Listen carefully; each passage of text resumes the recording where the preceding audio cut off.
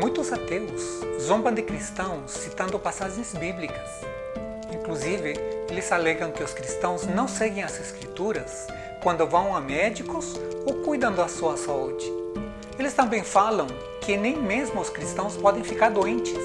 Mostra na Bíblia milagres realizados por Jesus e outros personagens bíblicos. E também mencionam passagens da Bíblia como Tiago 5,15, onde diz: a oração feita com fé curará o doente. O Senhor o levantará, e se houver cometido pecados, ele será perdoado. Eles citam também passagens como Mateus 10, 7 e 8, onde diz: e indo, pregai dizendo, é chegado o reino dos céus. Curai os enfermos, limpai os leprosos, ressuscitai os mortos, expulsai os demônios, de graça recebeste, de graça dai. Muitos cristãos, frente a esses argumentos, ficam encurralados e não têm respostas, o que gera zombarias e gracejos dos ateus e descrentes. Será que eles estão certos? A Bíblia é mentirosa quando fala de curas e milagres? Quando Jesus iniciou seu ministério, ele estava na sinagoga e leu a passagem de Isaías que falava a seu respeito. Foi-lhe entregue o livro do profeta Isaías. Abriu-o e encontrou o lugar onde está escrito: o Espírito do Senhor está sobre mim, porque Ele me ungiu para pregar boas novas aos pobres. Ele me enviou para proclamar liberdade aos presos e recuperação de vista aos cegos, para libertar os oprimidos e proclamar o ano da graça do Senhor. Lucas 4, 17 a 19. O ministério de Jesus foi um divisor de águas na história da humanidade. Ele veio para trazer libertação tanto espiritual como física. João Batista, o precursor de Jesus, enviou alguns de seus discípulos para ter certeza de que ele era o Messias, como vemos em Lucas 7, 19 a 22. E João, chamando 2 dos seus discípulos, enviou-os a Jesus, dizendo: és tu aquele que havia de vir, ou esperaremos outro? E quando aqueles homens chegaram junto dele, disseram: João Batista enviou-nos a perguntar-te: és tu aquele que havia de vir, ou esperaremos outro? E na mesma hora, curou muitos de enfermidades e males e espíritos maus, e deu vista a muitos cegos. Respondendo então Jesus, disse-lhes: ide e anunciai a João o que tendes visto e ouvido.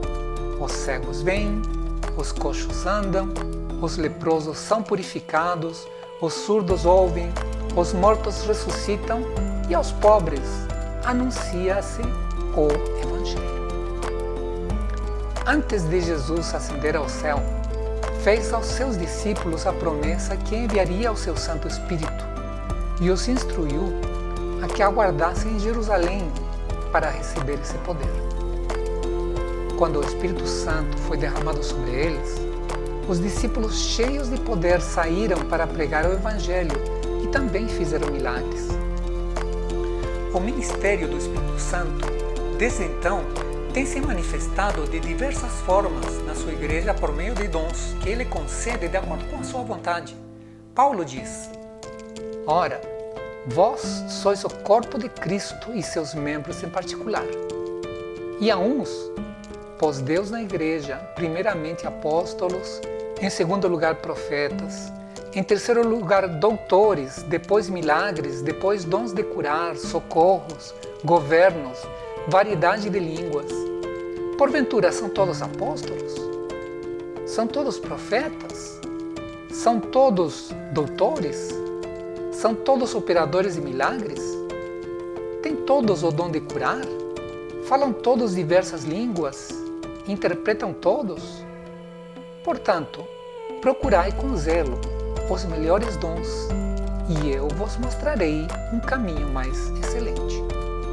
1 Coríntios 12, 27 a 31. Não é porque alguém é cristão que tem a obrigação de sair fazendo milagres por aí. Os milagres, assim como os outros dons do Espírito Santo, não são concedidos a todos da mesma maneira. Eles são concedidos por obra e vontade de Deus e de seu Santo Espírito. A fé pode produzir milagres, mas milagres não produzem fé em quem não quer crer. Por isso, quando os descrentes pediram que Jesus fizesse milagres ou sinais para eles crerem, ele não o fez, como está registrado em Marcos 8, 11 a 13, Mateus 16, 1 e 2 e Lucas 23, 8 e 9. O cristianismo não é um seguro-saúde. Apóstolos, profetas e seguidores de Deus passaram e passam por diversas dificuldades. Mateus cita milagres de Pedro, Paulo e outros personagens da Bíblia. No entanto, eles, na sua argumentação, esquecem de mencionar que estes mesmos personagens por eles citados também passaram por doenças, não curaram a si mesmos e nem sequer aos seus amigos. O profeta Eliseu, diz a Bíblia, padeceu de uma enfermidade que finalmente o levou à morte. Diz assim: estando Eliseu padecendo da enfermidade de que havia de morrer. 2 Reis 13, 14. Também temos o caso de Timóteo, em que Paulo, em lugar de fazer um milagre, recomendou-lhe um remédio caseiro, por causa de problemas estomacais e enfermidades frequentes. Isso está registrado em 1 Timóteo 5, 23. O mesmo Paulo, no final do seu ministério, registra a história de um amigo que ele mesmo não conseguiu curar. Diz assim: Erasto ficou em Corinto. Quanto a Trófimo, deixei-o doente em Mileto. 2 Timóteo 4, 20. Podemos mencionar também o caso de Epafrodito, que ficou gravemente doente quando visitou o apóstolo Paulo. Estava angustiado porque ouvisse que adoeceu. Com efeito, adoeceu mortalmente. Deus, porém, se compadeceu dele, e não somente dele, mas também de mim, para que eu não tivesse tristeza sobre tristeza. Filipenses 2, 26 e 27. O mesmo Paulo padecia do mal-estar que chamou de espinho na carne, e que apesar de suas orações e súplicas, Deus não o curou, como está escrito em 2 Coríntios 12, 7 a 9. Ele também padeceu de uma enfermidade quando esteve com os Gálatas. Diz assim: a minha enfermidade na carne vos foi uma tentação, contudo não me revelaste desprezo nem desgosto. Gálatas 4, 14. Na Bíblia também vemos o caso de Jó, que sendo um homem justo, fiel e temente a Deus, foi afligido por uma enfermidade durante meses. Diz assim: então saiu Satanás da presença do Senhor e feriu a Jó de tumores malignos, desde a planta do pé até ao alto da cabeça. Jó, sentado em cinza, tomou um caco para com ele raspar-se. Jó 2, 7 e 8. Isaac sofria da vista quando envelheceu, a ponto de não saber distinguir entre Jacó e Esaú. A Bíblia diz: tendo-se envelhecido Isaac, e já não podendo ver, porque os olhos se lhe enfraqueciam. Gênesis 27, 1. Todos esses são alguns exemplos que poderiam ser citados para mostrar que homens de Deus, fiéis e santos, também ficaram doentes. Um exemplo de fé e convicção é o relato dos 3 jovens hebreus, aos quais Nabucodonosor quis obrigar a adorar a sua imagem. Mas, se não a adorardes, sereis lançados na mesma hora dentro da fornalha de fogo ardente. E quem é o Deus que vos poderá livrar das minhas mãos? Responderam Sadraque, Mesaque e Abednego, e disseram ao rei Nabucodonosor: não necessitamos de te responder sobre este negócio. Eis que o nosso Deus, a quem servimos, é que nos pode livrar. Ele nos livrará da fornalha de fogo ardente e da tua mão, ó rei. E se não, fica sabendo, ó rei, que não serviremos a teus deuses, nem adoraremos a estátua de ouro que levantaste. Aqui vemos que os jovens sabiam que Deus podia livrá-los. No entanto, mesmo que Deus não o fizesse, eles permaneceriam fiéis.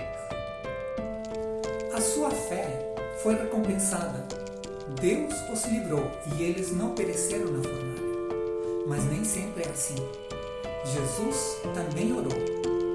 No entanto, o seu pedido não foi atendido. Pai, se queres, afasta de mim este cálice. Entretanto, não seja feita a minha vontade, mas o que tu desejas. Lucas 22, 42.